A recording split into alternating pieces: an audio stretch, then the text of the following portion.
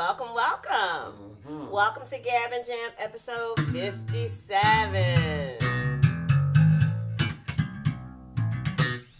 Yeah. 57. 57. Okay.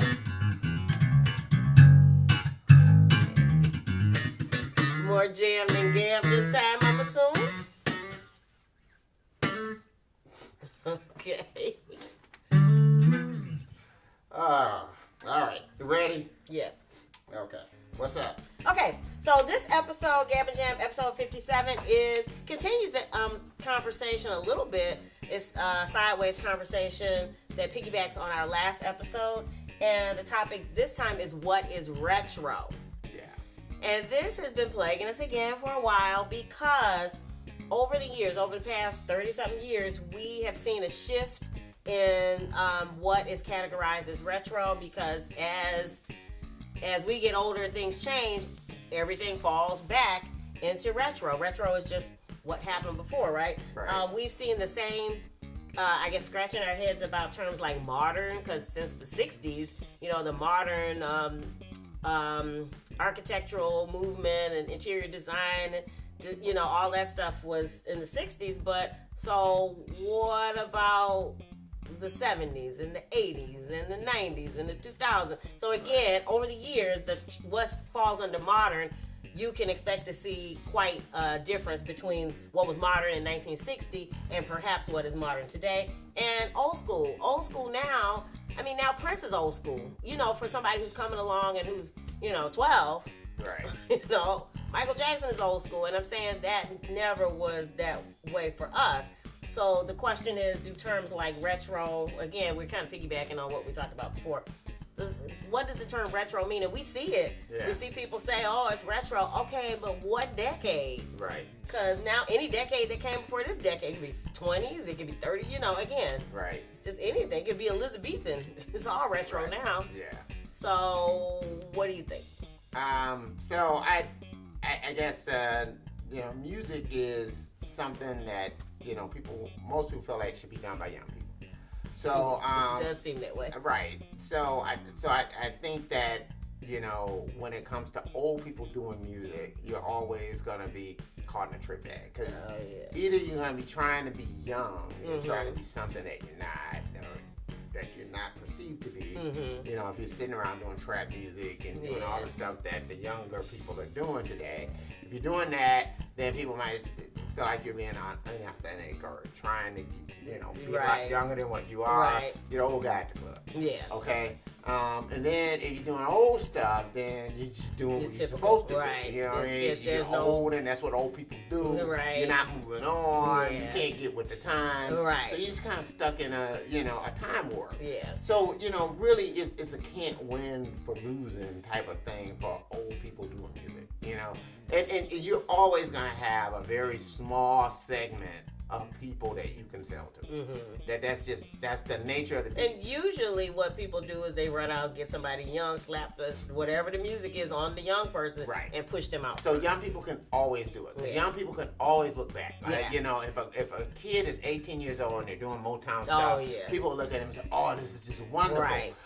Greta Van Fleet, doing Led Zeppelin. I'm sitting up doing Led Zeppelin stuff, and like, oh man, it's another typical. Old dude just doing Led Zeppelin hanging on to the older older days, Can't let it go. Can't go. You get a young person do it, put them on it, and it's all of a sudden it's like magic, wow, And and they can appreciate this old music, and they understand what real music is about. And then they can sell to older people, and they can sell to younger people, because they can turn them on to something.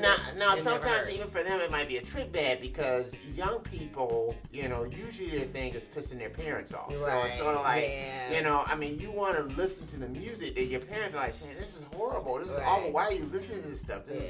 And so to the extent that you listen to something that your parents want to listen to and your parents want to go to the concert, you're kind of like saying, well, wait a minute. This is sort of like me watching Sesame Street. Yeah. It's like, my parents are good with this. Yeah. I want to watch something that's going to piss them off. Right, yeah. And that doesn't piss them off. No. So somebody like Cupcake, you listen to that. Oh my goodness. That will piss them off. You know what I mean? So again, except if your parent is, I don't know what people do now. I really don't, because I hear stories about grandma being just as raunchy and having a stripper pole, and I'm saying, so I really don't know what would piss grandma off. Yeah. If grandma is 35. Even if it's grandma just doesn't get it. You know what I mean? And that's the thing. It's sort of like you're playing the music that they don't get. Yeah. And again, that makes you feel like you're playing something that's unique to who you are.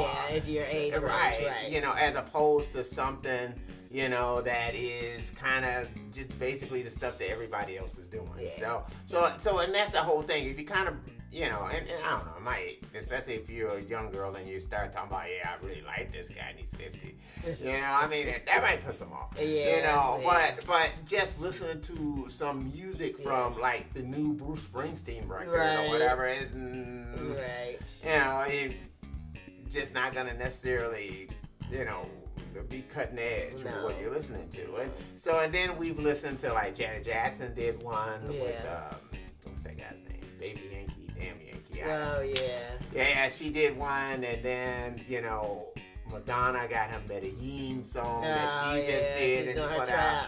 Right. And so to mix reviews with that, you know, with these older artists. I mean, people love Beyonce doing trap. So, I mean, but she's not as old. She's not as old as those two are. So again, you know, it's different. And we don't. Rock stars don't necessarily age well unless they age well as fossils. So, you know, meaning like the Rolling Stones, they're living fossils. People are going to go see them. Why are they going to go see them? You know, after Mick Jagger recovers from his heart surgery, they're gonna go see him to see him do Brown Sugar, to see him do all the. They're not trying to hear jumping do trap. He's not doing it. Right. Nobody. Even when they used to try to put out albums first, but you know, people just weren't interested in the Rolling Stones doing the albums. new stuff, Right, they just weren't, and so you know, people wanted to go back, so that it's like going back to a time capsule or whatever, you know. It's like traveling through time, you know. I'm 60 years old. I want to recapture my youth. There's Mick. He's strutting on stage. He's doing all the stuff that I remember. Right, you know. I was at that concert. And at the same token, if there's some 20-year-old kid that's doing it now, you know, it becomes an affirmation for older people. And to the extent that they appeal to younger people, it's a win-win. Yeah. You know, but only young people can do that. Yeah. Old people can't. Yeah. You know, Mick Jagger can't do that, you know, and maybe that's like unbelievably pessimistic of me. Yeah, because I mean, there are people like Bernie Sanders and Betty White. You have these some people older people who really appeal oddly to a very young demographic, and it's just but it's out of character. Right. That's not typical. And it's definitely not typical of music. Yeah. You know, because, I mean, it's different for even, like, artists, you know. I mean, people could acknowledge that a Picasso did, like, his greatest work later in life. Yeah. You know, and people are fine with that. Or, you know, or someone who is, you know, somebody who's a writer, novelist, or whatever. You know, they can do, you know, their greatest work later in life. But with music, we feel like music is something where you do your best work when you're younger. And that might not always be true. You know, that artists may actually get better as they get older. Yeah. We just don't allow them to do so. Yeah. You know, I can't believe Stevie Wonder is done. I just can't. Right. I mean, you know, that he grew massively in that period of time from being a kid to being an adult, so I'm sure he has. Unless he's fallen where Sting is falling. Sting is now redoing his old stuff, and I mean, do you think he's not really doing things, or you think that's what he decided was safe? Well, I don't think so. I mean, he did the one album. You know, he had that one album that he did a couple of years ago. The folk songs. No, not the folk songs. He had yeah. You know, Brand New Day and all that. No, it's Can't Stand Losing You. That's you know, right. Can't Still Living Without You. Something like that. But anyway, it's a pretty good record as far as I'm concerned. I mean, he had a lot of collaborators on it. But still, I mean, it seems like now back to doing the old stuff. Now, it could be that no one wants to hear new stuff from Sting. He doesn't feel like there's a demand for that. When he's doing his residency, it seems like it's promo to me. Yeah, for his Las Vegas residency. And maybe that's what it's about too. But again, it's, you know, going back doing old stuff. Right. You know, and he's retro. No, you know. And he's doing what he's supposed to do. Right, yeah. Where somebody who's doing police stuff is more like they have a retro 80s feel. Right, that's kind of the way Maroon 5 used to be. Right. It used to feel like they were channeling the police. But, right, yeah. But they can do it because they're young. Right. Younger. So, yes. Yeah. Yes. Yeah. The police can't do the police, but, you know. The Maroon 5 can't. Right. Yeah. And so again, it just becomes a lot harder for the older artists to do it. So I don't know what retro is. Yeah. And I don't and to me maybe that's always going to be a young thing as to what they feel is retro and that kind of thing. I do know it does seem hipper for young people to look back than it was when we were growing up. Yeah, for sure. You know, but it's so they got weird a lot because they more mix to all look back on too. the So decades. right. That's the part that they will. I guess it doesn't feel when we were looking back at retro, there was like this pure dividing line. Oh, if it's 60s or if it's 50s or if it's 70s, you know. Whereas now they will throw. Yeah, but because they got so much stuff. Right, and they'll throw it all together, and then it's just retro. Right. So.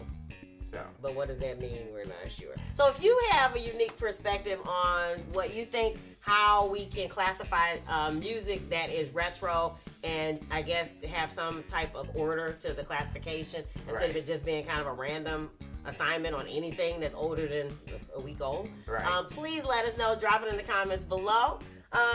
We want to remind you about our meetup at Gearfest 2019 is coming up. Yeah. So we're planning to do look at gear, playing around, just doing all kinds of stuff. So we'll be all around that place. We're usually here Friday and Saturday. Yeah, right? Friday and Saturday. So we'll be there. So looking to take in some of the sessions. Yeah. Also, London is coming up in August. We will give you some more information on that. If you're interested in joining us there, make sure you click the link below so that you can sign up so we can save you a spot. Yeah. And of course, our Facebook groups.